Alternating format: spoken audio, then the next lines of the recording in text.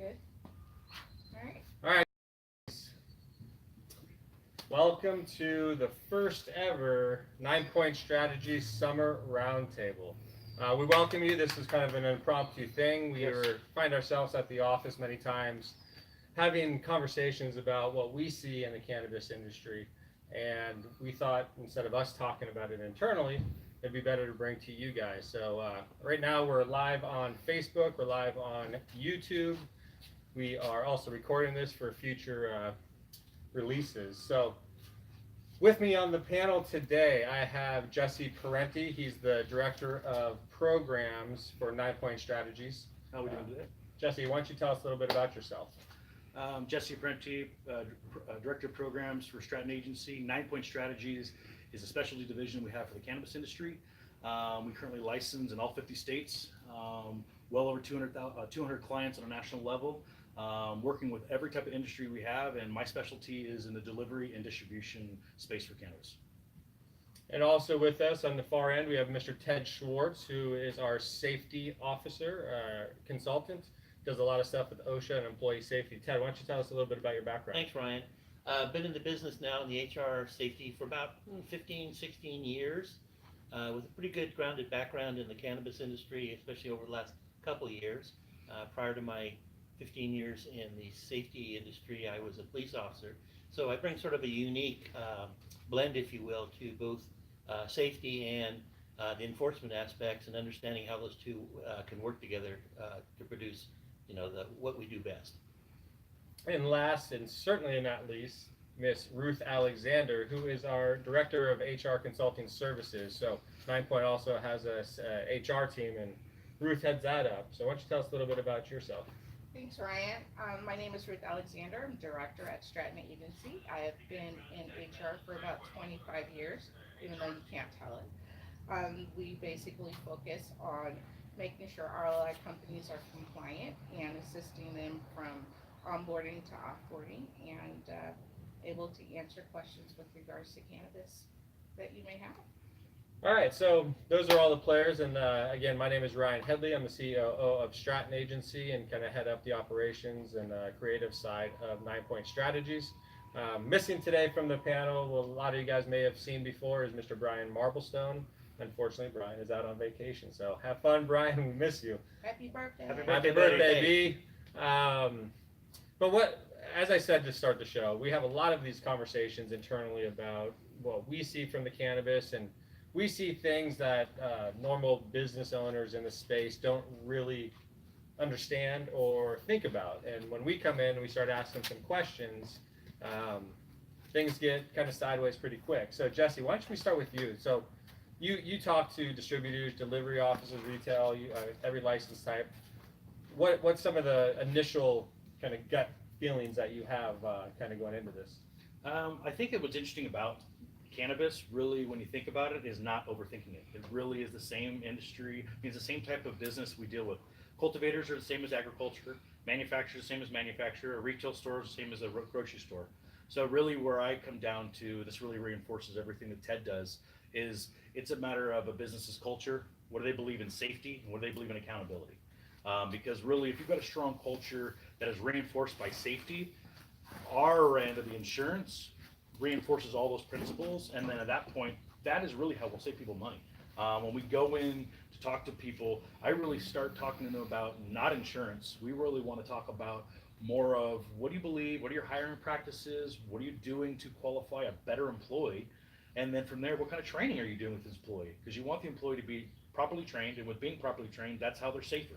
And if they're safer, that reduces risk. Those are the principles that we will reinforce and work with our team and anyone, actually, when it comes to safety. It's really a matter of, if you've got good safety and you believe in it, that is how we'll save money. All right, so let's kind of transition over to safety. Ted, I think there were some big OSHA notices that were sent out in the last couple of weeks. Can you talk a little bit about CAL-OSHA and what they're doing in terms of cannabis, please? Last year, back in 2017, CAL-OSHA did a lot of research and came up with basically what we thought would happen in the industry. And what they're basically saying is the cannabis industry as a whole is no different for as Jesse said, as a grow for any other agriculture or a retail shop for any other retail business. It's all being treated the same. Now, that being said, as things progress over the industry over the next 2 or 3 years, that may change. But right now, as far as the industry, that's really sort of a key piece of information that we have to use, is for making sure that we keep you, no matter what type of cannabis industry you're working in, retail, grow, extraction, that we provide, a safe working environment for the employees. And what are some of the main things that you need in order to kind of have a business here in California, both state and federally, from a safety perspective? Sure. There's basically 3 major plans, and these are written plans that OSHA requires. I don't care if you're a grocery store, I don't care if you're a construction company or the cannabis business, it's all the same. And those 3 plans are basically your injury and illness prevention program. I call that the safety Bible. Regardless of who you are and what you do, white collar, whatever, you have to have a safety plan in place, and it's got to be in writing. Now, there's sub-plans of that really affect the industry, but the next biggest plan that's required by law is to have a written chemical hazards plan, and we find a significant amount of chemicals being used, especially in the grow industry, fertilizers, insecticides, those kinds of things. The third plan that's required, which is going to be becoming more and more important as the industry grows, is an emergency action plan. How do you deal with those emergencies in the workplace? And as I said, all 3 of those plans are required to be in writing in California, regardless of your business type. There's no exceptions other than if you have less than 10 employees. I can't tell you what an unwritten safety plan is, but plans required are at 10 or more. And great. And one of the things that we've always understood with safety, and we've always talked about, is how it actually goes hand in hand with the handbook. So your employee handbook, you call the IIPP the safety, or the Bible of Safety. The handbook is kind of the Bible for all employees. So Ruth, can you talk a little bit about how those 2 talk to each other, and how you can't really have one without the other?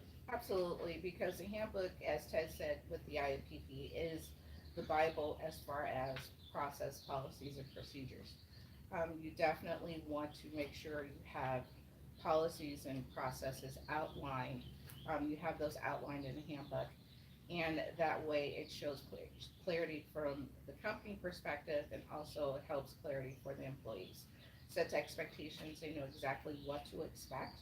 And then there's no confusion as to what's expected and what's needed as far as, how to work within the company and the business. Can I elaborate a little on that? Absolutely. Please. Yeah, because for me, how I really talk about it is the job descriptions and also the accountability that is positive and negative reinforcement when it comes to actually the employee handbook. When you have disciplinary action, whether it's positive or negative, it reinforces based on what your handbook says. If you don't have it clearly in the handbook, your Bible's wrong and you could land up in court. And that's what this all comes down to, is clearly having in the handbook, clearly described, so that you don't end up with an employee issue that could have and should have been avoided, or a safety issue that could have been avoided based on these plans that we're discussing. So I just really wanted to make that point. And that's absolutely true. And there is an insurance product that helps with that. And so let's talk a little bit about employment practices liability. In the cannabis space, a lot of these new operators, 1, don't even know that the coverage exists. 2, isn't compliant enough to even probably get the coverage from a carrier to put it in place. So there is a lot of processes that have to be done to make sure that you're covering kind of all your bases when it comes to liability. I mean, hiring and firing is a company's biggest liability. It's huge, right? And so, Jesse, talk to us a little bit about employment practices liability, what it is, what it covers, and is it available in cannabis? Yes. So it's called Employee Practice Liability Insurance. It is actually a policy that owners buy to protect themselves from claims, whether they're proven or not, whether they're valid or not valid, from an employee. Whether this is discrimination, harassment, wrongful firing, wage and hour, breaks, they can be ADA claims. We call them drive-bys, where someone literally comes by your business. You're required to prove that one of these 11 points are not actually active in your business. If any of the 11 cannot be proven, you have to write a check. There's also third-party at the business. If you have a vendor that comes in, harasses one of your employees, you didn't have any type of involvement, but yet you were owner of the business, you will be named on the claim if a claim is put up from the employee. Yes, you can actually buy employee EPLI now, very limited, but I will tell you that it's actually, we're working on getting better contracts because the exposures have not happened. That being said, I met with 2 clients this week that have already had EPLI claims based on discrimination with 0 validity. One of them, they're in the process of possibly reaching out to you, Ruth, to determine actually how to write a settlement and actually handle this.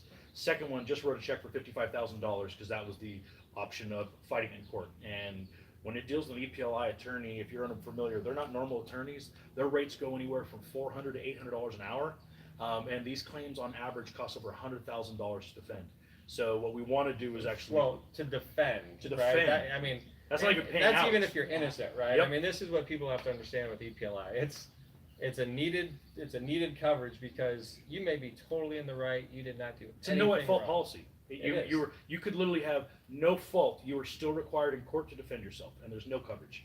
So now with that is kind of processes and procedures to make sure that you're doing everything right. We've talked about the handbook. We've talked a little bit about job descriptions. So Ruth, why don't you touch base on some of the ways that you could be efficient within a business to one, streamline the process, and 2, really kind of validate the information that you're collecting from employees. Right, so it starts off where Jesse said earlier, understanding core values and what the business is all about. Once you have that established, now you want to basically kind of step back and look at what's out there, and we recommend looking at different HRIS systems. The HRIS system helps with consistency, and that's definitely, in order to be compliant, you want to be consistent in your practice. So with the HRIS systems, it helps you upload all your new hire paperwork, so all of your new hire employees go through the same processes and procedures. Right. Also, the HRIS system helps with just acknowledging policies, especially as you just talked about the EPLI, so you definitely want to make sure you have a harassment policy in place. So HRIS systems can help employees, just acknowledge that, and also help provide the support and documentation that you would need in the event you would have to fight a claim. Yeah, and just so you guys know, I mean, we went to an HRIS system 4 or 5 years ago, and I was the one who was responsible for hiring and firing, or hiring. And so when I didn't have the system, it would take me probably an hour and 15 minutes to sit down with the employee, kind of give them to onboard them, to give them the new paperwork, and kind of walk them through everything. Once I moved to the HRIS system, it takes me about 10 minutes. We know that everything is validated within the system. We know it meets all state and federal and municipality law. So everything that a new employee would get going through our system, I know is 100% legal and required. Time, date, and stamp. And so, yeah, and the time, date, and stamp. So it's a real return of investment. I mean, it does cost a little bit to get one of these systems up and going, but the give back. Now, the key thing is, Ruth, as we know, is you have to buy in. Yeah. You can't kind of go half-ass into an HRIS system thinking, oh, I'm going to have Joe or Sally over here kind of take care of it. You gotta be all in. You have to be all in. It has to be kind of the culture of your HR system. So all of this revolves around employees. So I want to bring Ted back into the mix because there has been a lot of talk about this. Can you tell me the difference between an employee and an independent contractor? And let's make it real clear, and Ruth, please jump in. Let's make it real clear kind of what these are and how they have to prove that. And I think that's even changed a little bit in the last month. Why don't we talk about that? Because that's super important. Independent contractor versus an employee affects all areas of human resources and safety. Obviously, if you hire somebody as a private contractor, they have to have the insurances, they have to have the workers' comp, they have to meet all those safety requirements that you do, whether you hire a janitorial service or anybody else. But one of the problems in safety is that person, that independent contractor, still an employee as far as safety is concerned? And the answer is a lot of times yes. Now that goes back to a very good point about how the handbook and the injury and illness prevention program talk to each other. One of the core values of what I have to prove, if I ever go to an OSHA hearing for you, you've been cited by OSHA, one of the things I have to prove, first of all, is how well was that employee trained? Not independent contractor, but employee, because that independent contractor is exactly what that is. Now, the other core value that I have to prove is that the employer understands disciplining the employee and taking action. You can't tell me if you've been in business for 2 years, whatever you've been doing, that you haven't had one employee infraction or one employee issue that you haven't had to write up. Okay, and that's where the handbook comes in. So the IPP addresses the fact that the employee was trained, acknowledged the fact that they were supposed to handle something a certain way, and that turns over to the handbook that basically says, okay, employer, this is what you can do to that employee. Whether you can write them up, whether you can terminate them, take away their birthday, whatever that may be. So, you don't necessarily have those issues when you talk about an independent contractor, because, the words are pretty clear, independent. You're not telling them to do something from day to day or hour to hour. You're not providing them with a workspace, a computer. They're basically under a contract. So a lot of employers, I think, okay, I can get by really cheap, really easy. I'll put them as an independent contractor, don't have to pay any taxes, and bingo. I mean, the state and the federal government look for these kinds of relationships because, in essence, they're missing out on their taxes. Ted, I want to jump in real quick. Sure. This is a huge change in the cannabis space, specifically this year, because almost every business that we spoke to previous to 2018, January 1st, 99% of people had independent contractors. As of January 1st, there were no more independent contractors. If you worked in the cannabis space, you had required to have employees, or you had to prove that they were an independent contractor with their own insurance, their own everything. So now we're having a lot of businesses, whether they're intentionally or not, things are now being classified correctly, and because of it, people are now having to get workman's comp where they never did before, and it's really an opportunity for people to understand, hey, not only are they your employees, you have a new expense you never had. This reinforces why we need to have safety and train them correctly. So Prevalent, you have to have a certain premium size, so small operators may have this, but as soon as you bring your independent contractors on as employees, guess what? You're probably qualifying for an XMOD. Yeah. Jesse, talk a little bit about the XMOD, what it is and how it gets calculated. It's basically a credit debit factor you qualify within your individual state. The average is 1.00. From that point, you are based against the average of your class code against every other risk in the state you work in. From that point, if you are better than average, you start qualifying for credits once you create a certain amount of premium threshold over anywhere from 2 to 4 year period. And then, like I said, if you do better than the average for the state, you start creating credits. If you do worse than the average, you start creating debits. This swing can literally cost your business not only thousands, but hundreds of thousands of dollars based on the size of your workman's comp. Most people's workman's comp is the largest expense they have to their business, but I also reinforce that if you manage it and are proactive, you can actually have more proactive effect on that policy over any other policy, maybe even next to EPLI. I mean, it's the best policy you can be proactive by reinforcing safety, doing trainings, creating strong culture, and Following through with claims, Yeah. making sure they get closed proper early. claim reporting, creating incentive programs that are not based on claim reporting, but how claims are managed, what is done, taking care of the employee, and getting them back to work. I mean, it's a proactive approach that never stops. It always has to be, you have to be involved. And the second you stop doing it, it goes sideways. So it's really something that once you start, you have to continue to work on, and never stop. And I just want to say education is a big part of Huge. workers' comp. Because Changes, I need to talk to my insurance providers about workers' comp. Because last thing you want to do is get hit with an audit and a class code that's 2 or 3 times higher than what you thought it was, and have all this extra premium that's due at audit time. So if you guys are going through, license, getting, a cultivation license or a micro business, and you're stacking these licenses on top of each other, Have clear communication with your risk manager. you need to, because The one insurance policy does not work for anything. no, And if you're driving, you have commercial auto and one exposure. class code in Yeah. workers' comp doesn't Correct. work for everything, right? And so the more types of, how would you define it? The types of class of work Different that you're exposures. doing. Yeah, just what you're doing. Yeah. I had a client one time that said, I'm just a retail cannabis business. Okay, that's great, pretty straightforward.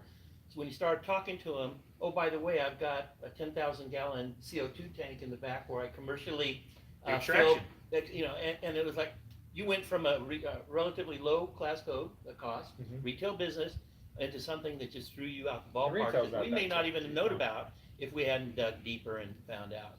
And what we have to understand is, these are very broad class codes. So the retail class code that we're talking about, which isn't all that cheap, it's the same retail class code that the guy at the Gap is under. It's the Yep. guy that any retailer falls under. There's no cannabis retail or Right. class code. There's no cannabis anything when it comes to workers' comp. Nope. You kind of fit into different class codes based on the class codes already provided by other industries, which kind of goes back to the point where we say cannabis is like any other ag or any other retail. It's any other Absolutely. business. So don't overthink it, but understand you are a legit business.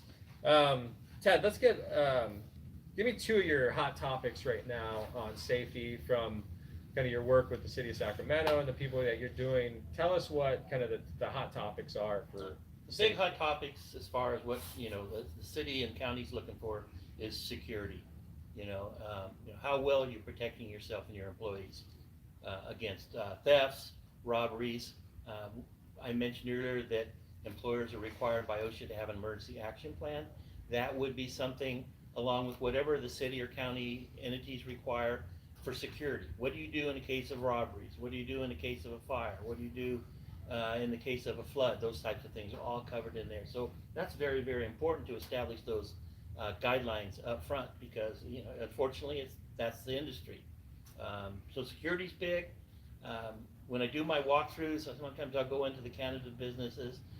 Respirator protection, I think, is one of the biggest issues right now. The lack of, you walk in there and you see these respirators hanging up on the wall, and you ask the employer, what do you use those for? Oh, we got to use those for X, Y, or Z, or worse yet, they say, I don't know. We just have them here.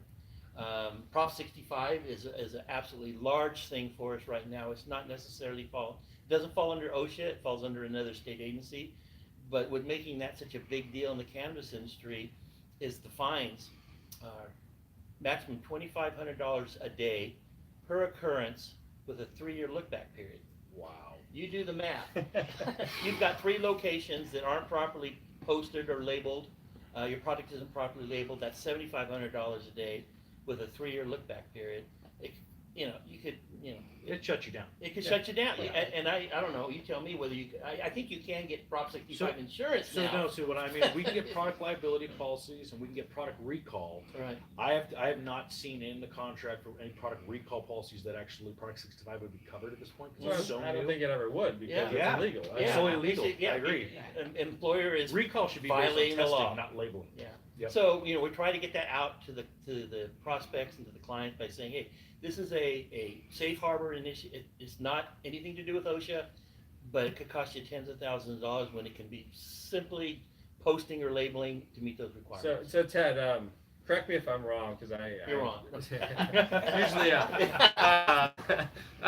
the old posters. Yeah. They're about yay big, had red writing on top and a little bit of black kind of word that said something about substances in this could cause cancer, yada yada yada. Actually, 2 lines, 8.5 by 11. 2 lines, 8.5. Sorry, who's counting? What's the new posters look like? You can walk into any business. I was just into Home Depot last week and finally saw their new posters, but they're really easy to tell a new poster. You probably have all seen the old poster. Pretty basic, one poster fits all. Now that's a whole different ball game. There's all sorts of different posters, all sorts of different languages, all sorts of different sizes. But basically you can see a new poster by 2 things. One, it will have a yellow triangle with an exclamation point in the center. That's the first thing. Of course, Ruth has been through the class, and Jesse's been through the class. So, I don't know anything, so I haven't been through the class. I challenge you to go into any. I was in the movie theater, new poster, but yet I was into a Taco Bell this morning, old poster. And they're yellow and black now, is that right? The triangle is yellow Triangle with an exclamation point, right? with an exclamation point. Then there's also at the bottom, there's a website, www.p65warning.something something. That has to be on there now too. Yes. It's not on the old poster. So you can easily tell, the poster, the devil is in the details as far as the languages, as I said, when it's required, where it's required. Do I have to do a poster? Do I have to label a product? Do I have to do both? Who does it? We can help you. Yeah, I mean, I've been almost on the phone probably, I'd say an average of 3 hours a day. Ruth, she's been forwarding to me. This is, again, $2,500 a day per occurrence with a 1-year look-back period. I mean, this is every business, people. Yeah, So everything. if you have other businesses outside of cannabis, you own a pizza delivery place, a yogurt shop, Yeah. Hardee's. I don't know. It applies to every business Every that doesn't, that basically has employees, correct? Correct. And this Well, is just no, not- California, though, correct? That's just California, although there are federal clean water acts and there are other states that have something similar, but we're talking Prop 65 is California. So posters. I mean, Ruth, you could kind of. What else, we need? You can basically wallpaper a room with Yeah. the posters that we need Absolutely. posted. I actually Absolutely. saw a client that had their poster on the ceiling Yeah. because they didn't have. They ran out of They space, have so space. legally you Yeah. gotta post it. Hey, So yeah, so I mean, we've seen them starting here and then go all the way down the wall. But the good thing is now, because there's so many, and now the big poster, the verbiage is like this big. They actually have spiral posters. So if you don't have room to put them on the wall, you actually have the spiral poster, which is the size of a notebook that you can stick under on a shelf, making sure employees know exactly where it is. But they're starting to think outside just the all-in-one poster, because there's a lot on the all-in-one poster. There is. and there's some safety posters that I have never seen on what we call an all-in-one. Well, and in fact, they've got new heat stress posters. Heat stress that are posters. not included in the all-in-one. Forklift Forklift posters, they're posters, required to be posted. I'm a big fan, safety-wise, of posters. They're cheap. I'd love to have a cannabis client that had 15 posters, fire extinguishers, respirator. They're cheap form of education, which is exactly what OSHA Keeps you requires. compliant if you get an inspection. Absolutely. Well, I mean, seriously, kind of back to like how you save premium dollars is doing stuff like this, Proactive right? I mean, spending here will save you money over we here. have this program where it's kind of pre-underwritten, and we actually send people on site, and they look at that kind of stuff, but they don't accept everybody. And so if you want the best premiums, this is you have to do this kind of Or stuff. you want access to exclusive programs. Or Absolutely. they need to make sure you're the top 2% of your industry, right? And you need to be an example, because a lot of these risk retention groups, every member is an owner, and so if you really want to be able to save some of your premium dollars and get a transparent view, talk to Jesse over at 9 Point, and we have some really cool options for this. But really, it comes down to how clean are you? How Well, you gotta be the right fit. you have to be This the right is fit. not this is not the fit for everyone, and I say this openly.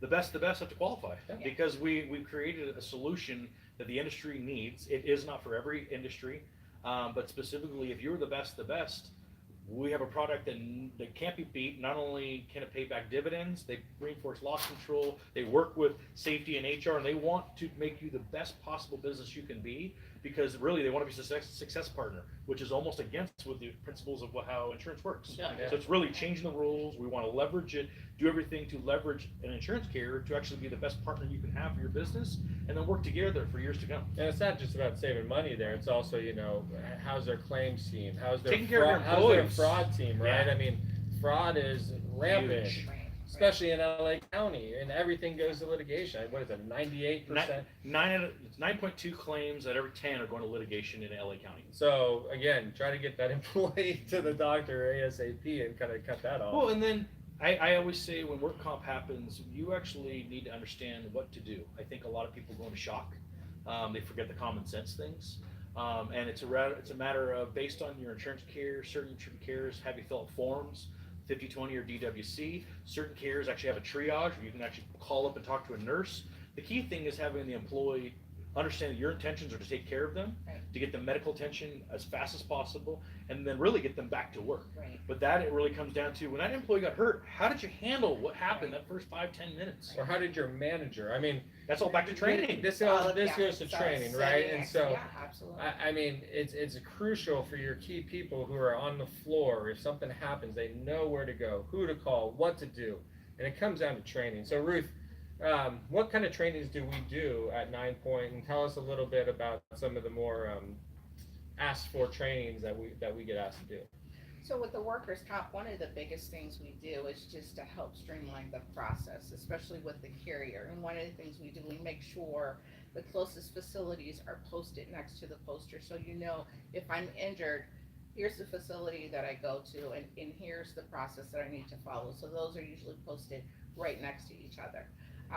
Also, if a manager's not there, the lead or whoever is there knows exactly what needs to be done. So we're spending a lot of time just educating managers and It's like management 101. management 101, you know, because again, as you said, the sooner you get that employee to the doctor, the sooner they're more focused on getting back to work. And that information is also in the emergency action plan. It is Well, absolutely. I think we'll all agree, doesn't matter what industry it is, a manager became a manager because they were a good employee. Absolutely. Yeah. And that doesn't mean they were Every day. trained to be a manager. Absolutely. Hey, you're the best bartender ever. Guess what? Yeah. Managing. Yeah. So yeah, it's all about training. Right. So and you asked, you know, the training that we're seeing being asked for the most is supervisory 101. You know, it's like now that you are a manager of people, this is what you need to do. But before you understand what you need to do, you need to understand what it is to be a supervisor. You know, what it is to be responsible. So that's the training, and you know, the workers' comp and all the other processes are included in that training. There's that manager's handbook. There's that manager's handbook. Well, and I think what we're discussing, it's like employee handbook, safety handbook, insurance. They all reinforce each other because they're based on culture and principles. Well, I think that's what I want people to know here. You have a claim, who do you call? You're required by OSHA to call OSHA within so many hours on certain claims, but you have a team here that you can, in one fell swoop, get a hold of workers' comp, safety, what your handbook says, and dialing one number, one person. Well, and the other thing is too, no question is a silly question, Yeah. is Oh, really? a crazy question. Ask us because we know. We you thrive know, on questions. We thrive on questions, and it cuts down on, you know, on valuable time. All right, I think we're about time's up. That's about it. Time's up. We can go all day. We Yeah, could go on. we can talk. We'll get back to you soon. We promise. So, I mean, like- give us some questions. Like honestly, yeah, Absolutely. guys, this was kind of an impromptu thing. I think this is good, and we want to hear from you guys. If you guys found this valuable, if you guys have any topics that you guys want questions, us to, concerns, go problems through. you're having. we're more than willing to kind of have Absolutely. these conversations. Absolutely. It's what we do. It's what we believe in. We want this industry to work. We really do, and it's only going to work if people take it serious and do it right. And do it right. And Right. you know, in this business, you have a lot of kind of old school growers. You know, they moved up north to kind of get away from regulation, and the state and the voters kind of put regulation in place. So how do we find that balance? And what we see is a lot of the cottage growers versus the entrepreneurial money, and You got two industries going. You have old money, you got new money. and as coming in. much as I love the old cottage growers and what they do, where they're missing is these things that we're talking about, right? Yeah, exactly. They're missing on understanding what it takes to run a business. You could be the best cultivator ever, and if you don't know how to run a business, you're not going to be successful. And we saw this a ton. When I first got into risk management, we did a ton of tech. And we were seeing guys get funded millions of dollars with a great programming idea, and they were a great programmer, but it never went anywhere. They Right. closed the doors, and that money was gone, and the business was gone, right? And so, guys, take note of this stuff. Feel free to reach out to us. You guys could hit us at www.ninepointstrategies.com. You can find us on Facebook at 9 Point TV, or no, 9 Point Strategies on Facebook. On YouTube, it's 9 Point TV. Yep. Subscribe to these channels. We'll do more of this stuff. We'll get the information out. Ted does a whole slew of webinars on safety. Check out the events page at 9pointstrategies.com's website, and we'll go from there. Other than that, guys, any last thoughts? No. Thank you for your time. Thank you. We'd like to hear from you. So please give us questions, your challenges, anything you want. We want to hear from you so that we can actually help provide solutions and actually just have fun with this. But really, this is all for you. So anything you can give to us, we greatly appreciate. Take care. Thank you. Thank you, everyone.